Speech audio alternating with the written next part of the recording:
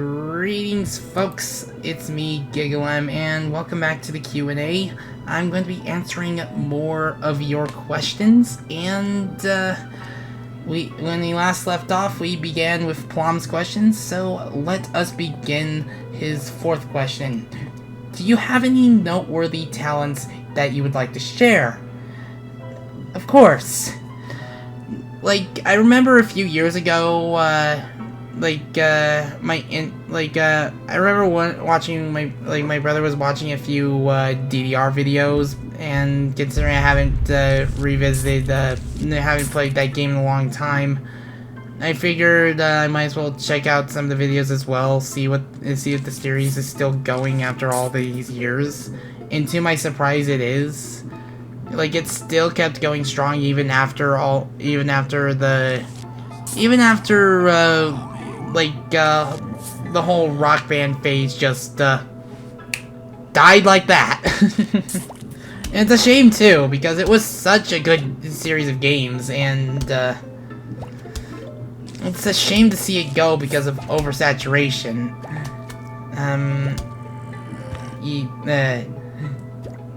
I can't remember who was I can't remember if I can't remember which company did Rock Band, because part of me wants to say Activision did Guitar Hero. I'm not entirely sure. The one thing I remember is that that Guitar Hero is still alive because of Clone Hero.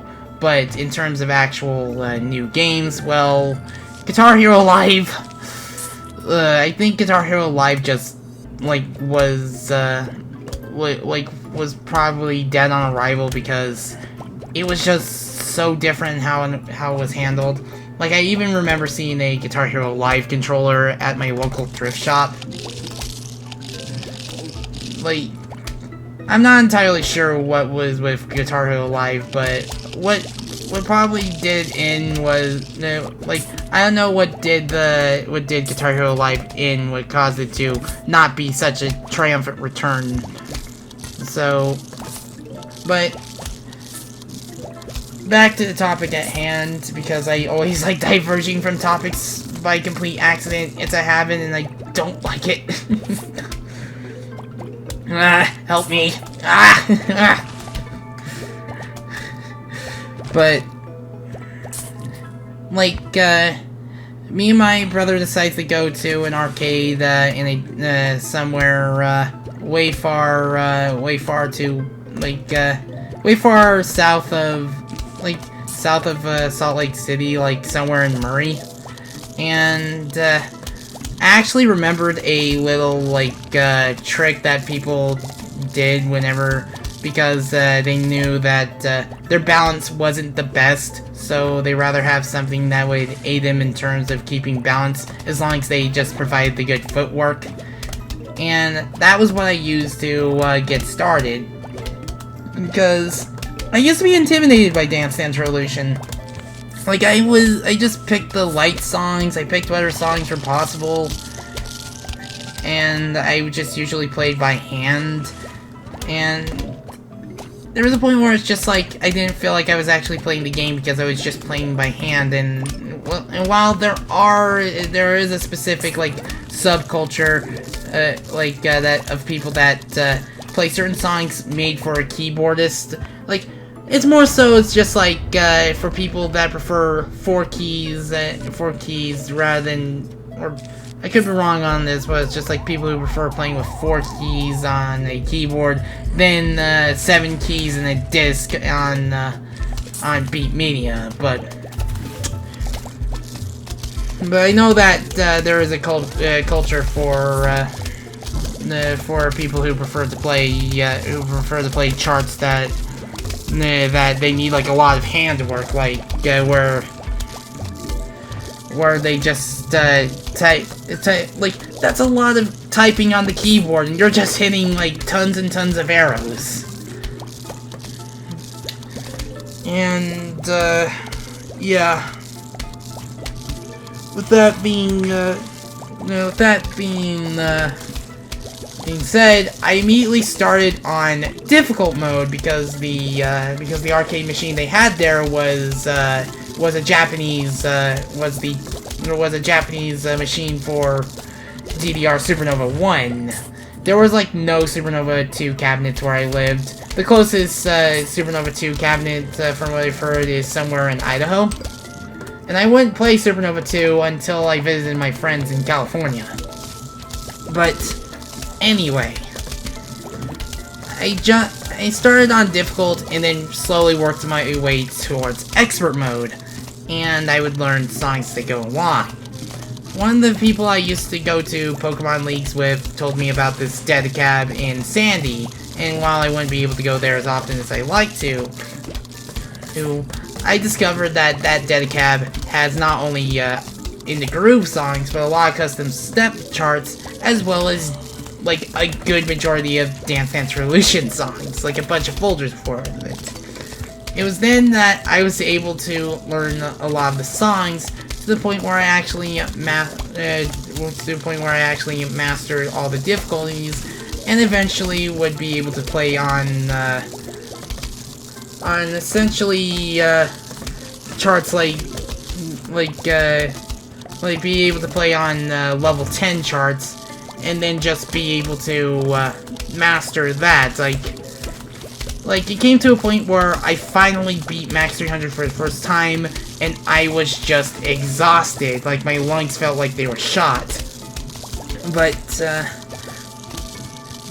upon revisiting, I beat it again with almost no trouble, and now I feel like whenever I have the energy for it, I can just come in and just play Max 300 on Expert and still beat the song, and I'm slowly getting better at that song because I've gotten to a point where I've almost full comboed it. I even almost full comboed it one time and I missed a single step. And it's just, I really wish I didn't miss that single step because full comboing the song is just a pain. But that's just one of my noteworthy talents, is just finally being able to play such a game that requires proper footwork. And I've seen so many people stumble with that game, not even knowing the right way to play. And then there's the rare sort that are learning to play and get the rules of the game instead of just returning your feet to the center and not being able to jump right. I've seen that so many times. And what's worse is the kind of people that think they're only playing one song when each credit is 3 songs. 4 songs if you get the extra stage.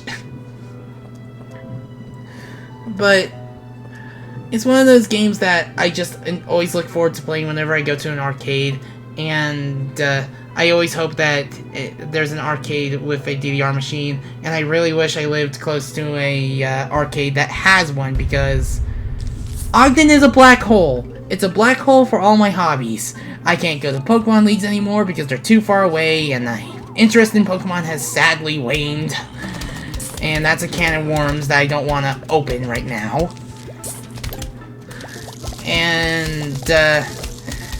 And all the good machines are too far away, meaning that I can't, I rarely am able to go all the way down to Southtown and be able to go to round 1 or something like that. And I really wish I lived closer to there so I could go there almost regularly. Because I like being able to play on the new machines. I like being able to play the new songs. I like being able to just keep my skills intact. In fact, I think the best I've ever played was when I was at Anime Bonsai, and they brought in this very well conditioned DDR Extreme machine that also had DDR Max 2 on it, and my foot, I was surprised how good my perfect attack was. I'm slowly getting to the point where I can get to single digits, to the point where I can almost regularly get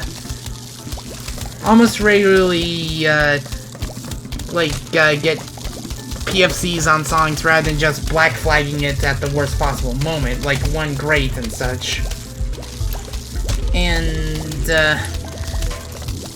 it's just, that's what I enjoy when playing DDR, just being able to, tackle the challenge and just show that I still got the skills. Sure, I'm not as, like, great as people like I Am Chris for Life. Seriously, go check him out. But, yeah. It's a fun game, and, playing and getting that kind of skill is kind of like a talent. What is your favorite animal and why? I have a good reason. I have a good feeling why you asked this one. It's a dog. I've grown to appreciate dogs because of Freedom Plans, because Mila is adorable. She's a puppy. And dogs are adorable. They're good boys. And good girls. But the point is that it's just like whenever they pant, they look happy. I always like it when they make dog noises and such. Like when it's not a normal bark, it's like a howl or just a strange dog noise. And they can be cute in their own way. And I wish I could own one. Like, I'm happy to have cats, but I just want a puppy. I want a puppy that I can get to sing. I want a puppy that I can just play around with and just take care of. Like, even if it has to be a corgi or something like that, or a Pomeranian, it's just always like getting to just go a woo or something. And yeah, so do not be surprised if I decided if my blind run of Freedom Planet 2 is going to be with Mila instead of the standard Lilac. But yeah, puppies go a woo, and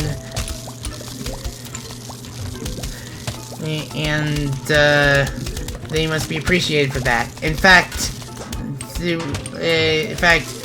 good reason why you should appreciate dogs, in, like, for example, in Mega Man, one of your best companions is named Rush. He's a robot dog that serves as a jet platform, a spring, or even you can fuse with him. And in Mega Man 11, he's got his own dedicated button, so you can send him out at almost any time. Nice.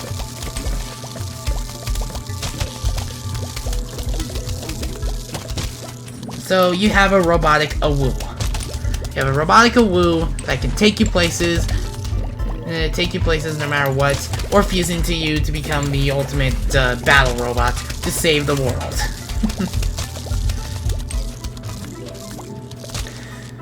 Oh, this one's gonna be a hard question to answer. In a perfect world, what do you think would be an ideal situation to be in? Well, that is a hard question to answer, because an ideal situation would be to have just be a well-sustaining it's more of a well-sustaining life where you're never late on any fees or anything. You're always like,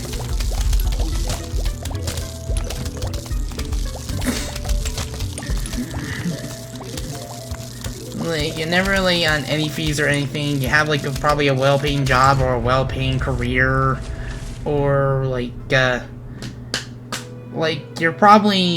probably got a life that's made for you, but always like striving to just make sure that there's always something new you can do and stuff like that.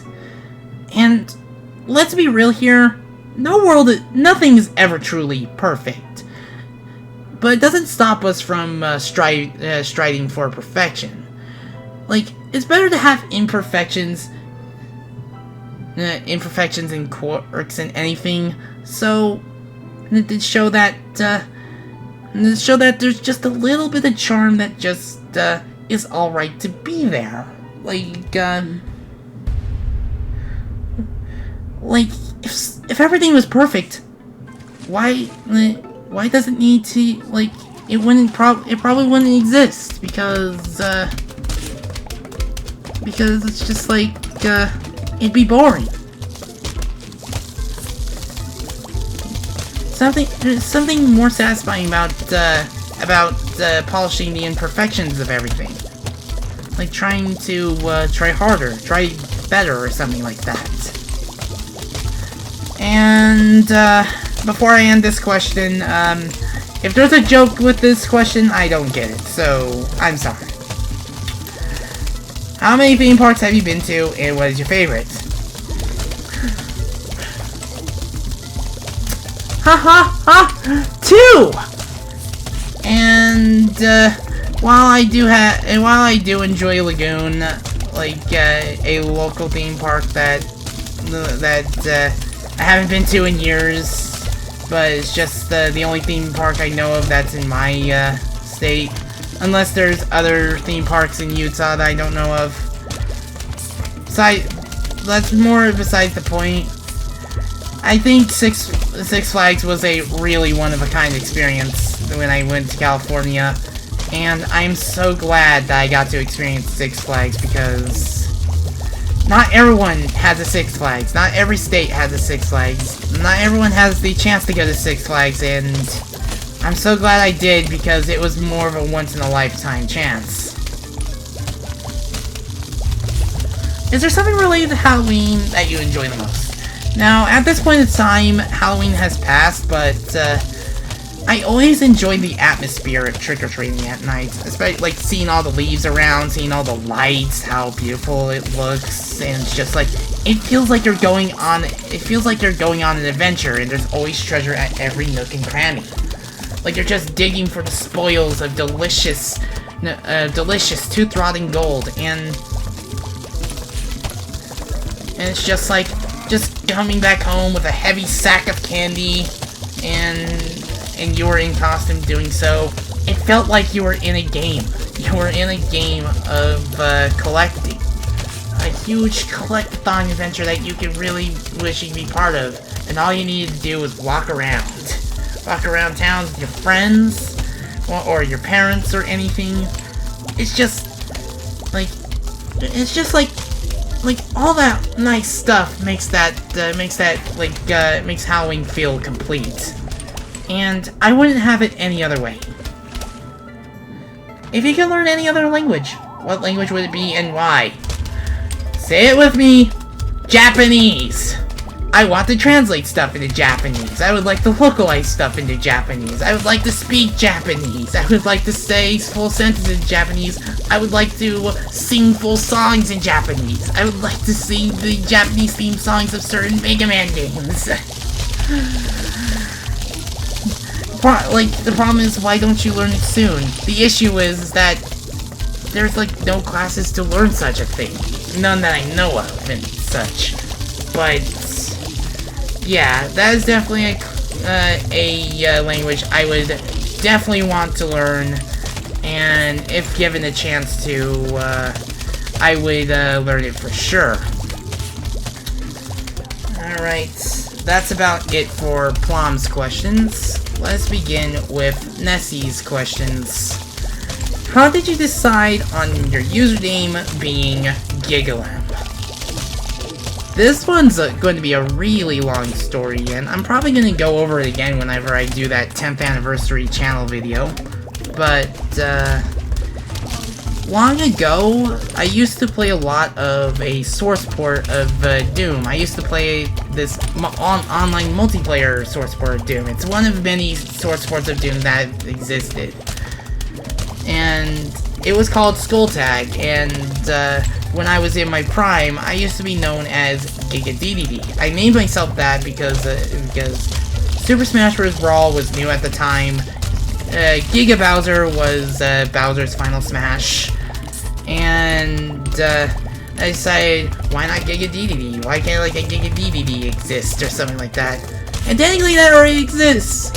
We live in a world where that kind of exists now. And in the world, like, have you played Star Allies?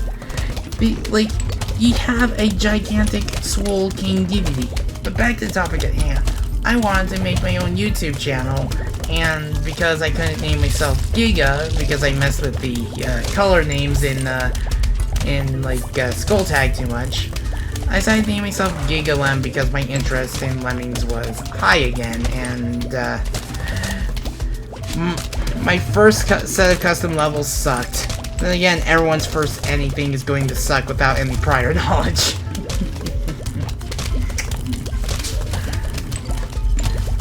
Now, there's a question about the favorite video game series and that I've already answered before, and technically I've probably already answered something like my favorite game from that series.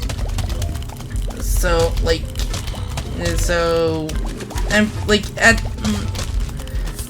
when I answered Plum's question on favorite video game franchise, I've practically already gone to that or something like that.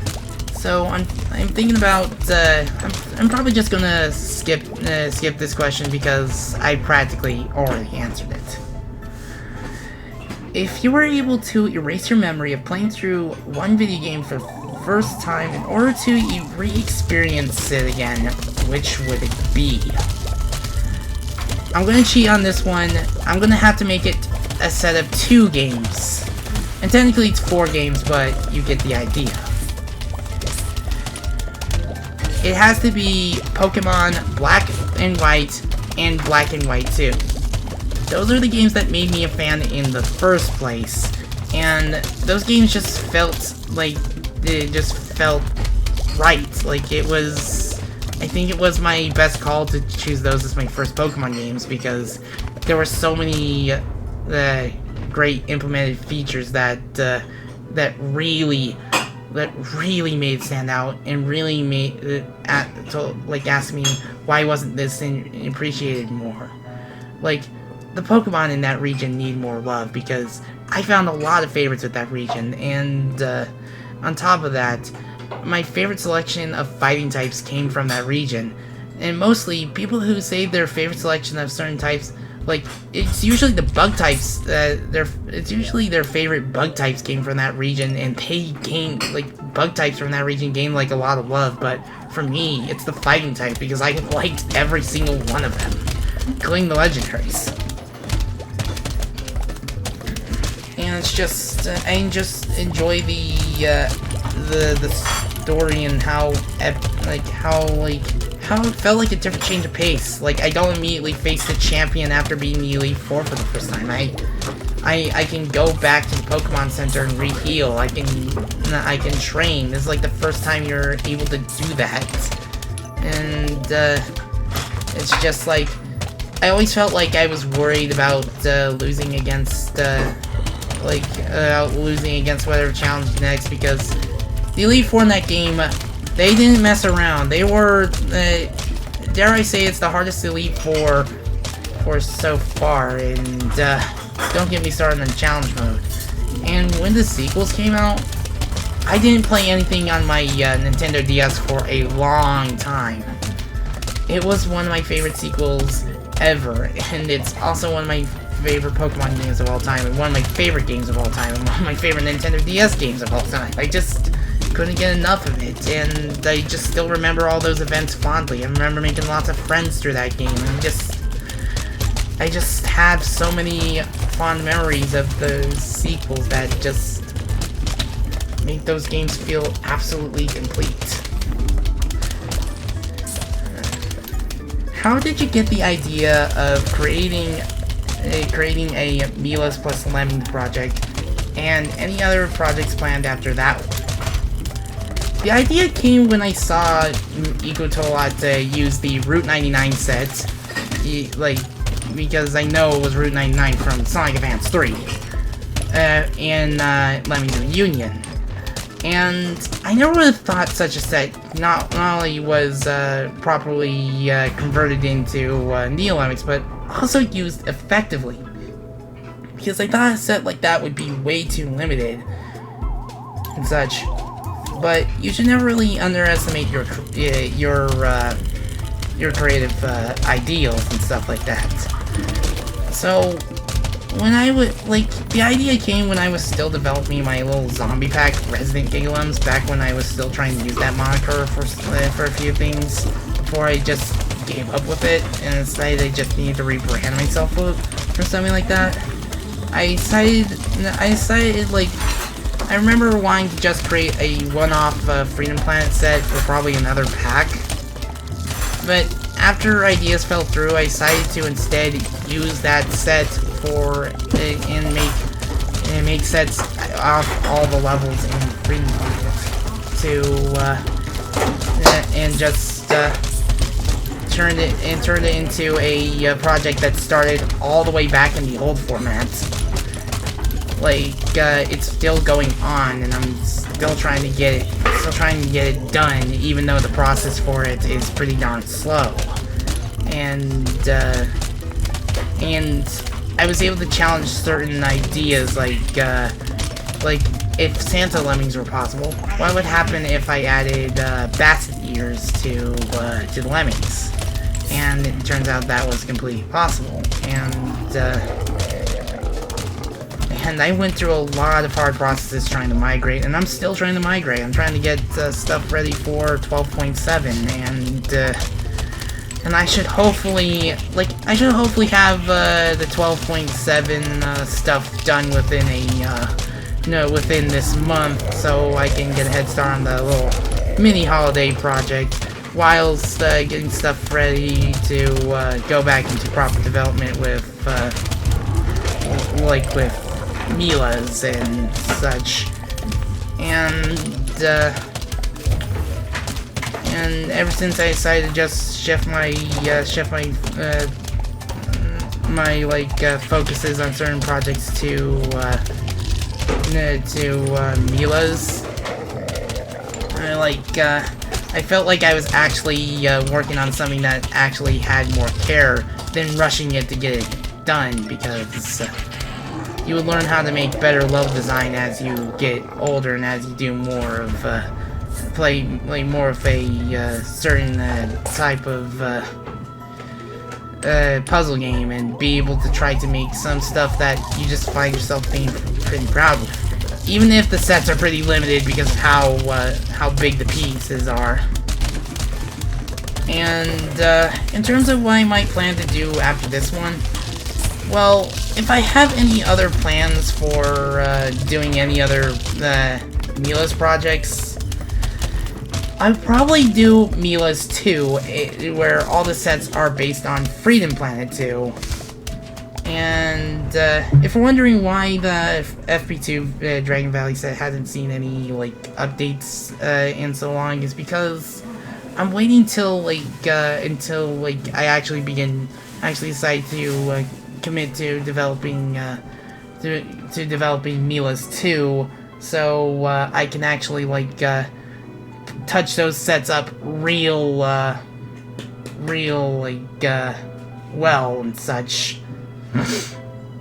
And when that day comes, I'm also going to change the Mila's to have some sort of to have an FP2 theming to it. And when that day comes, well, hope you enjoy it. But nothing is set in stone yet. But if I commit to it, I will formally announce it and such. So, yeah. What other hobbies do you enjoy?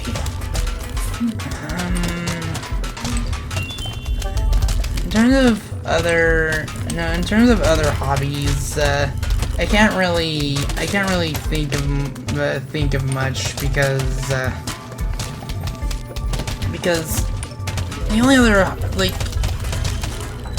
I'm not sure if I really have any other hobbies I enjoy doing, because I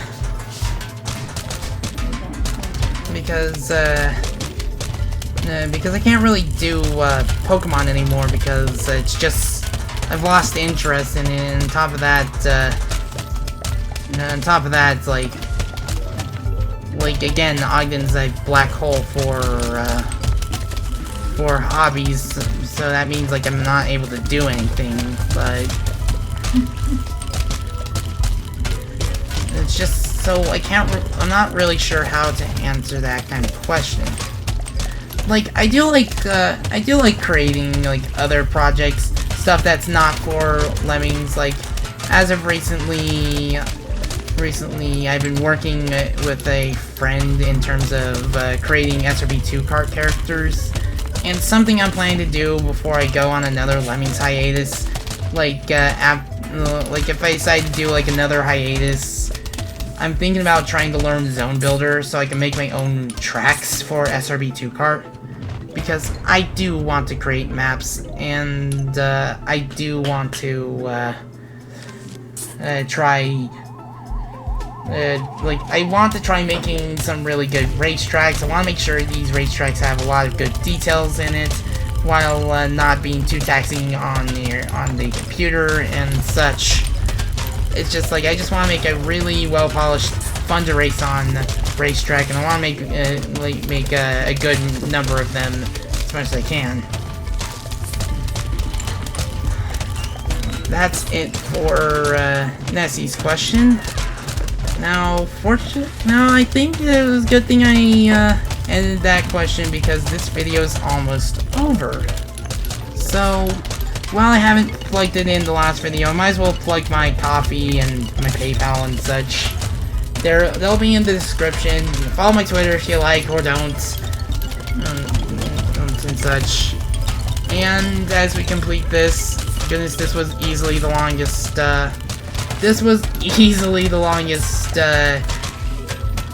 longest part of the Q&As, because of how much, because the fog levels are really hard, and this one's no exception. It's just because of how little sun you get, and just, you have to have something to make sure you can see through the fog, and, yeah.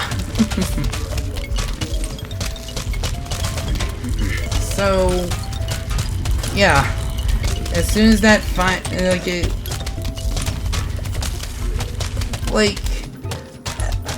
might as well just comment on a few things, such as, like, close calls and such, and, yeah, the final wave is approaching. Less than 40 seconds remain on the video. Let's watch those zombies, drop. Magnetizing pumpkins to protect you from those zombies just sneaking through and just eating your plants when they have little time to even defend themselves. And look how compressed those zombies are. There's not a single Gargantuar like there was in the previous waves. Really. So yeah, zombie dropped. Another trophy get. And we'll see you for the last part of my first Q&A. So, I shall bid you guys adieu.